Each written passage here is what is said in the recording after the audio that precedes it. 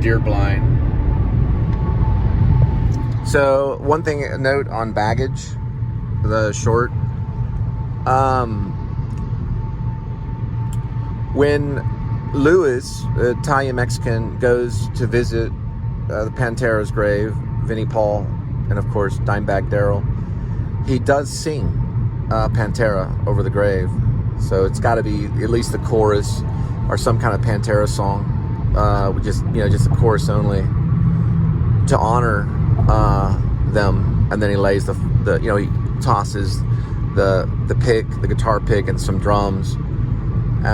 I have the guitar pick. It's not hard to get a hold of drumsticks. They're at what's that called? Guitar Center. And then you get a rose, and he throws he throws a rose at Vinnie Paul. He throws a rose at the grave of Dimebag Darrell. Then it'll cut, and he comes up to his grandma's grave, and it's only showing it from reverse, so you're only seeing the other side of the grave. You're not seeing the gravestone or the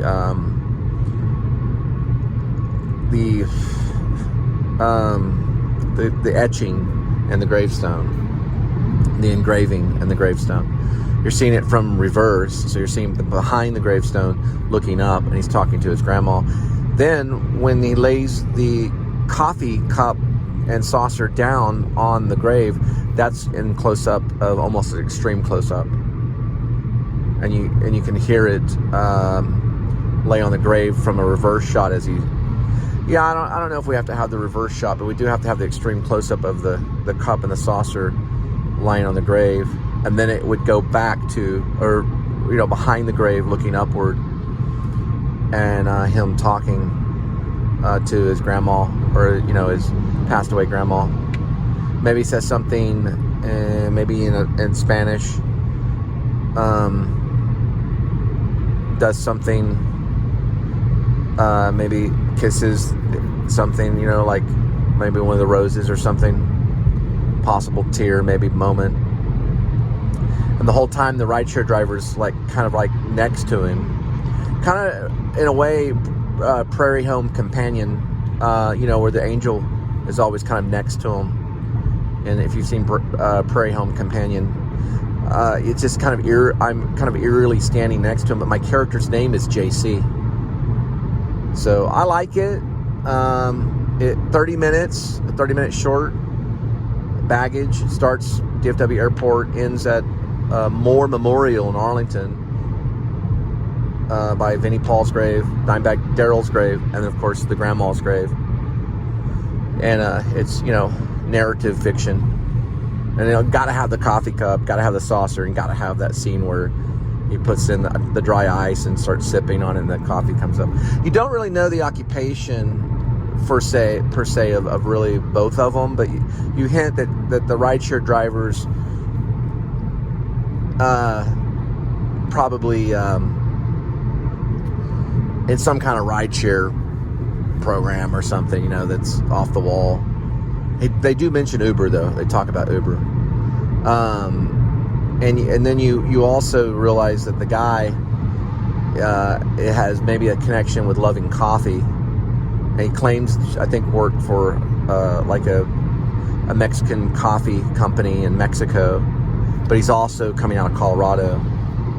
So a hint of maybe, I wouldn't necessarily say mafioso. I wouldn't say that. I don't think he's that. I think he's just like a family man that has kind of an accent. It'd be probably a cross between Mexican and Italian, and he's just a good fella, you could say, a good guy that it wants to visit his grandma's grave, and also is a fan of Pantera.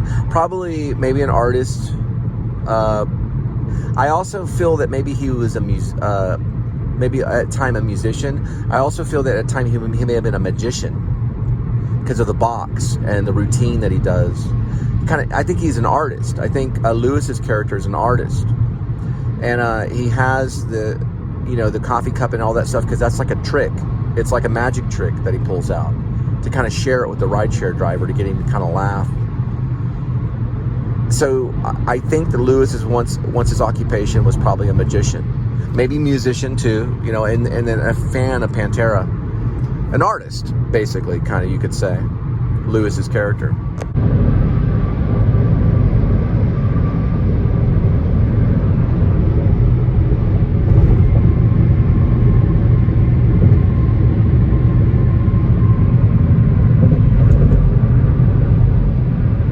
Silver alert, still going down. Beige Honda CRV BTN H87 coming out of Trinidad, Colorado. So I wouldn't necessarily say be on alert. Just an old guy in a vehicle. Maybe an old lady, who knows? You never know.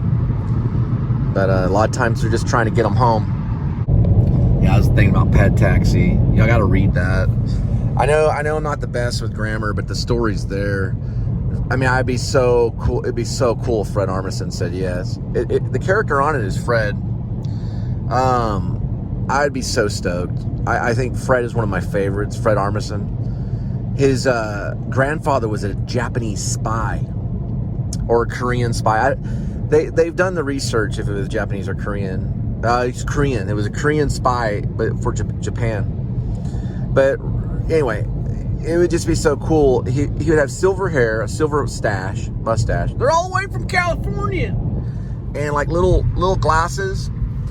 And the cat would have probably a little silver in him too, for Silver Alert Kitty. And he goes off to do a filming location, just like I did today. Only his friend worries about him, which is Carrie, like a Carrie Brownstein character. And, you know, reports him as missing.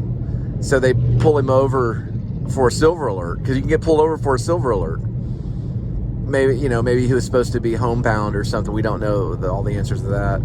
Only the state trooper comes over to the car, and the cat's out of the pet taxi. Cat jumps on the state trooper's face. He takes one step back, and all you see is a diesel truck, an 18-wheeler. Boom! No one's around. A little drop of blood. And the cat goes flying in the air, lands right here in front of the windshield. Right on the hood, completely untouched, unscathed, completely alive. And he takes the cat, puts it back in the pet taxi, and stays put. Another officer comes up, because they're dealing with a fatality. He asks him to go ahead and move on, because they were in an emergency situation. What happened to the trooper was that all the attention goes to that. He's released, and then goes to a bar, picks up this beautiful chick, goes and continues the filming location. I don't know. I like those kinds of films. It would almost be a borderline short, possibly a feature, like a 45 to 50 minute feature. I don't know. I'd be stoked. I've never met Fred Armisen. My friend James Gilbert's been on set with him for Documentary Now. Bill Hader too. Those guys, they're like the best. They're like the funniest thing since sliced bread, which isn't that funny. But they're funny though. They're funnier than sliced bread.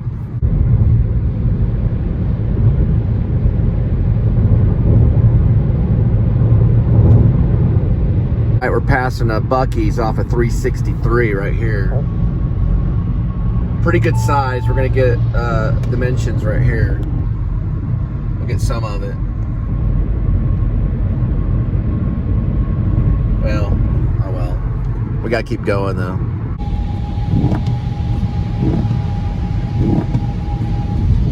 Right, starting to rain. I'm listening to Kiss, as in Keep It Simple and Stupid.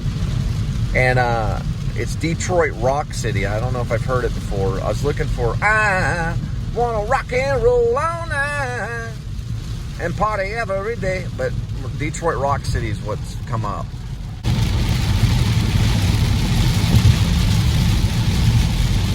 All right, we just got into Falls County line. Turned on some A.D.W.C. Back in Black. I'm on a Kiss mix. It's like they play Kiss songs and then mix it with other, bands. And a little bit of rain. Went through a little bit of rain. Check out this cloud cinematic. Now we switched over to outfield. Josie's on a vacation far away. Come around, we'll talk it over. There's so much I wanna say. I like my girls a little bit older. I just wanna use your love tonight.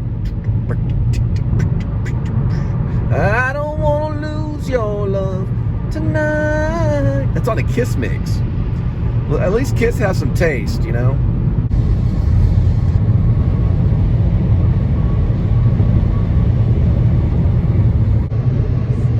So I don't know if you can hear me because of all, you know, the vibration of the car, but I learned a lot from the Slacker video, or, you know, the Slacker filming location, because showing stuff in a larger scale, which is what Richard Linklater did in that shot that we saw between Nueces and San Antonio, right off 24th Street in Austin, works because you can see everything going on at one time. And that's a lot of power in doing that. No close-ups or anything. It was just one long shot in the back. It was a good choice. All right, now we're going to look at the rain ahead. Craziness.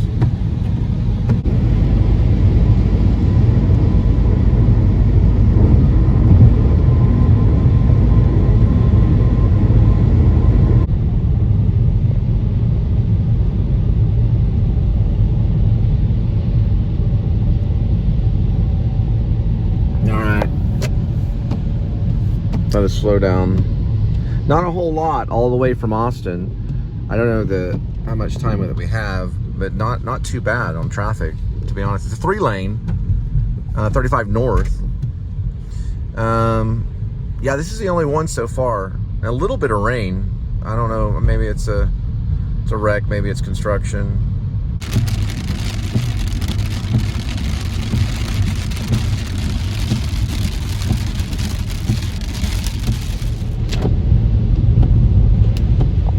Another thing about Linklater is he used the set like a university. He really worked well around the UT campus, making it look like a place, like a normal city kind of thing. I guess what I'm trying to say is he made the UT campus not just look like a campus, but it looked like a city of Austin. And it was all about the angling and where he put the camera. That was a narrow sidewalk. If you go off on 24th Street between San Antonio and Nueces, it's a little tiny area, but it looks way larger. And because he cut from one sequence, he made it look like the guy had walked to a whole new neighborhood, and he didn't. Those two filming locations are side by side. I cut too, just like he did. So I cut in the middle of the tracking and pan, even though I was walking, and he used probably either track or he used a pan dolly. But he cut, and then he picks up again in the middle of the road with the dolly. You don't necessarily see that. So he expanded time and space, but yet he only used a very small little area of Austin. I don't know if he zoned it either. I'd like to know. He probably most likely didn't zone it, and they probably shot that fairly quick. You know, just saying it was a film project for school. They wouldn't really do anything. Anybody could set up right there to a certain degree in Austin and just say this is for, student work. I mean, they probably could. Like if it's a big Hollywood crew, they'd have to get the zoning. I didn't have to. I just, turned the phone on.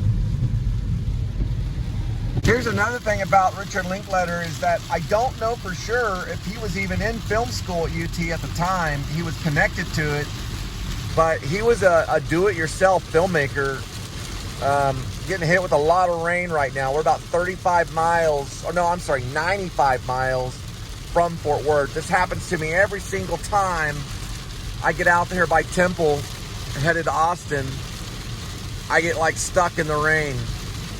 But it's a sheet of rain. It usually lasts about 10 minutes. If you want, you can turn these on, and it's just you blinking in the rain. That's the big thing about the state of Texas is it's extreme weather state, so you get hit with a lot of rain. Imagine what the Cowboys did back in the day on the carriages. They just bundled up. Also, remember, Killers of the Flower Moon, already out. Big fan of Scorsese. I hear it's the next big thing. Also, hats off once again to Linklater and his magic for working. I mean, really going there and checking out the film, especially Slackers and the locations. You're gonna see a genius at work. and that's going to be Linkletter, or he wouldn't be who he is. He also hosts a lot of cool films, and filmmakers are sometimes hosted there at UT Austin, and he shows movies all the time. He showed Over the Edge not very long ago with the Jonathan Kaplan, and he showed, I don't know for sure if he showed that, but he did show River's Edge, which is with Tim Hunter. He showed that. I'm a Jonathan Kaplan fan and Tim Hunter. I like them both. But River's Edge is pretty cool. He showed that one. He's a big fan of Jim Jarmusch, or he calls him Jarmusch, which I think he's talked to him. He interviews people all the time. He's pretty cool. It'd be cool if he found some of our vlogs. Got Adam the Woo up there, maybe me. Talked about vlogging. It's a possibility. But he's really into cinema. Not that what we do is somewhat cinematic. Okay, what am I supposed to do? Make the rain go away? Am I supposed to make the rain go away? He's blinking his lights. What am I supposed to do? You want me to go 100 miles per hour in the rain like freaking Remo Williams driving a car? I mean, come on. Float. Float. This guy's a nut. He's flashing his lights. What's he, from New York? We're in Texas. It's raining. This guy's behind me doing the same. What am I supposed to do? All right. Anyway, we're chilling out. We're in the rain. Talking about Richard Linkletter. All right, we'll get back to you.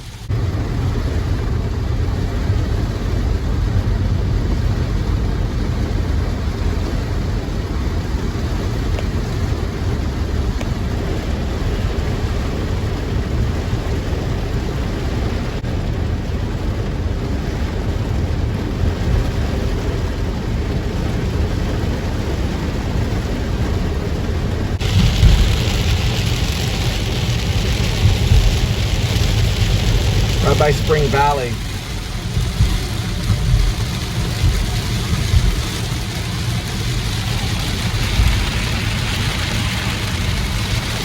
You want to use nature as a friend.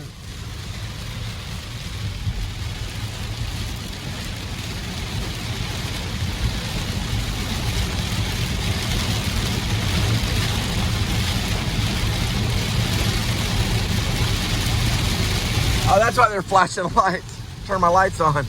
Thanks, guys. Sorry about that. I didn't mean to yell at you. Sorry. You were basically just telling me to turn my lights on. Didn't catch that one. The cloud cover got too... Whoa, hello. Lots of cloud cover. And, of course, rain.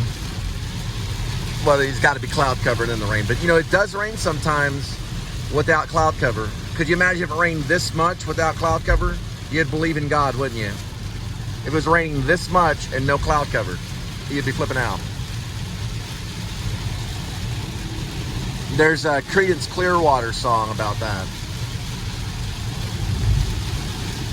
Have you ever seen the rain without the sun? Or have you ever seen the rain, I guess, in the sun, right? Have you ever seen the rain?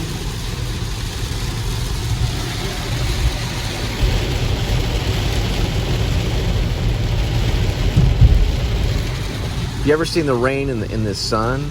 I listen to it all the time. Creedence Clearwater. Tell me, have you ever seen the rain? Have you ever seen the rain? Have you ever seen the rain in the sun? You know how it goes.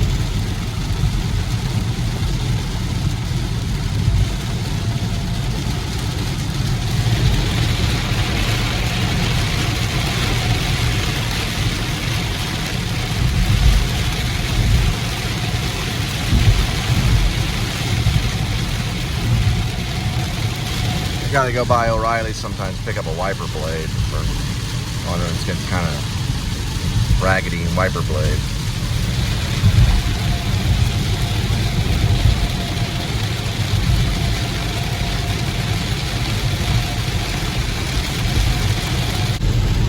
Have you ever seen the rain? I wanna know. Have you ever seen the rain? I wanna know. Have you ever seen the rain? down on a sunny day. That's actually the real lyrics on it. Coming down on a sunny day.